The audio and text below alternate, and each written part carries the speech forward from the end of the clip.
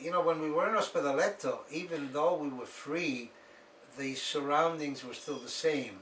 Yeah. So that the life really hadn't changed in any Right. way. We didn't have to report to the police station. Well, big deal. Mm-hmm. The Germans wasn't around. Okay, big deal. But we were still in the same apartment, still Yeah. without running water, Yeah. and still having the same problems that we had all along. So it was only when we left Ospedaletto and we were able to leave without having to get anybody's permission, and we went to Avellino, something that we couldn't do before, Mm-hmm. and all of a sudden we realized that we were free, Sure. and that the idea of being free wasn't enough. It was actually we're free from fear. Free from fear. You know, as a 45-year-old person, I've known about this book for a little over a month, and I'm getting to know the concept of the confined people, il confiniti in Italy, just over the past 11 years or so, since my cousin first told me about it. But you're the first person I've met, and a book that I've read where in depth it's talked about in detail, and the nuances of how this was different from a concentration camp, for example, or that it existed at all. Nobody in my family, except for one cousin, has talked to me about it. And you mentioned in this book that there were 70 people who were confined. Off and on, yeah. About 70 people off and on. In percentages, what percent of those were Jewish? Oh, I would say, just thinking out loud, probably a dozen were Jewish. A dozen, okay.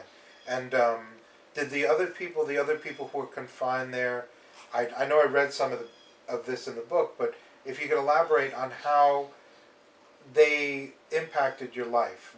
Did you learn anything besides from Pietro that you wouldn't have learned had you not been in that town?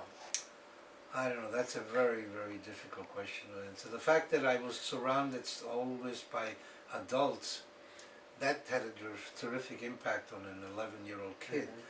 And I grew up as I was 11, 12, and 13 in the village. And the only people I associated with were people in their 30s, 40s, 50s, and so Mm-hmm. on. What I have, the question was, would I have, had I not lived there, had I been living in a normal life, you would think? Yeah. Well, certainly I would not have had the exposure, let's say, to the military, the Italian military, for Sure. one, and even the friendship with a German Mm-hmm. soldier. I would not have had the experience of watching war at arm's length when I watched the bombing of the city of Avellino while I was up there. I mean, those are impressionable pictures that no life experience can give you other than those experiences themselves. I think that in many respects it has helped me positively in terms of what I can tolerate in life as opposed to what an average person can tolerate in life. When I talk to school children, and I tell them that we didn't have running water for 3 years, and that for 3 years we didn't take a shower, you can hear that, oh! And when you have like 300-400 kids in there, that's a big roar. Yeah. Well, you get to learn that shower is really not the most important thing in life. Right. Well, if I could just interrupt, one of the things that's so intriguing about the book, and that reaction that you got, is from the first-hand accounts that you give in the book, from a child's perspective, which are really some of the most, I don't want to say honest, because nothing's really dishonest, but they're the most innocent, and they strike at everyone to the heart. They strike at everyone at the heart, and they draw you in. So I teach social studies. I teach social studies to 8th graders.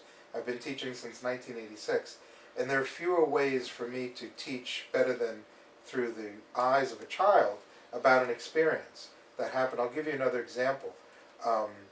There was a young writer who was the first American black writer. She was a poet, and her name escapes me right now, but she was born a slave. And I would tell my classes about her story. And one of the children raised their hand and said, "You just told us how good the family was to you, to her, and how much they helped her learn to read and write. But if they were really good to her, and they knew she was a slave, why didn't they bring her back to a village in Africa?" And it had never occurred to me. And the reason I'm saying that is because children see things that as adults we close ourselves off to, and we don't. So the book's perspective, without you having written down a journal, it seems to me like you've embraced that part of your life and you haven't let it go. No, but that's true, I think, of my whole life. I still am in touch with my school friends that I've been away from for 60 years. Yeah. And when I say I'm in touch, I mean I call them. Sometimes they call me, sometimes, not too often. I call them a lot more often. Yeah. We write emails. Mm-hmm. I mean, now that emails, we weren't so much in touch maybe 50 years ago when you had to use the mail. I'm in touch with friends that I left behind in Philadelphia, and that was like 40 years ago. Mm-hmm. So, but I embraced my life. I remember many things of my life, Yeah. and I draw from it. Draw from it. I learn. I feel sad for people who grew up in today's environment, which is anesthetic. Yeah. And it's so clean, and if you don't take 2 showers a day, my God, people will smell you. Yeah. And on and on and on. And yet, I feel we're a very weak society. Yeah, I agree. We're a very weak society. You gotta go somewhere, oh, well, let's see, is there a car? I mean, how about walking? Yeah, oh, no, that's too much trouble. Yeah, it's true. Now, you're trained as an engineer, am I right? You're a formal... I partially trained as an engineer. I gave up when I realized that wasn't really... You know, it's funny, from the time I was 5 years old, people would say to me, what do you want to be? Yeah. I'd say an engineer. Uh-huh. I remember that. I always wanted to be an engineer. Yeah. And later on, as I became a little bit more knowledgeable about engineering, I said I want to be an aeronautical engineer. Mm. Well, I had 2 years of college engineering. I worked in an engineering office company, and I realized that wasn't for me. Mm-hmm.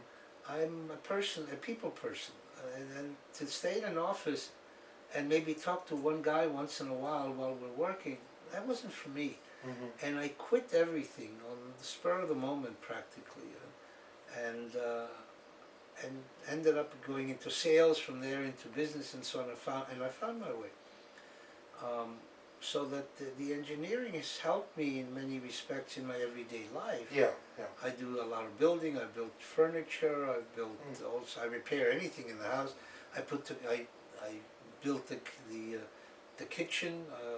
I do plumbing. I do electrical. I do anything that comes my way. Yeah. Well, the reason I mention that is because most people are fortunate to, keep a journal. But even though you weren't trained as a writer, you wrote this very, very beautiful book. And again, I keep going back to this theme of childhood, because at one point, you yourself as a child realized, my childhood has been taken away from me. And that's very rare to have, especially a child who's been traumatized, for them to reflect that way. Well, let's be honest, the reason I was able to say that is because I was writing the book as an adult. And so I was in a position to see it from 2 different perspectives. Okay. I don't want to, make it what it's I not. certainly didn't feel that way as a child. Okay, I misread it. No, I don't know. Because I thought that's what I read in there. No, probably it's what I say to my mother. I think Okay. that was one point I say to my mother. Do you realize I have not been a child? Right. Okay? Right. But did I realize at that time? I don't know that I really did. I'm sure that in going back in my memory that I would probably feel that way today. Mm-hmm. Well, you've said so many nice things about the Italian people, and you being an Italian person yourself, I have to say you're one of the most beautiful people I've ever met. And I mean this because I've learned so much from the book, and for you to come out of such a bitter experience and have so much love is really inspiring.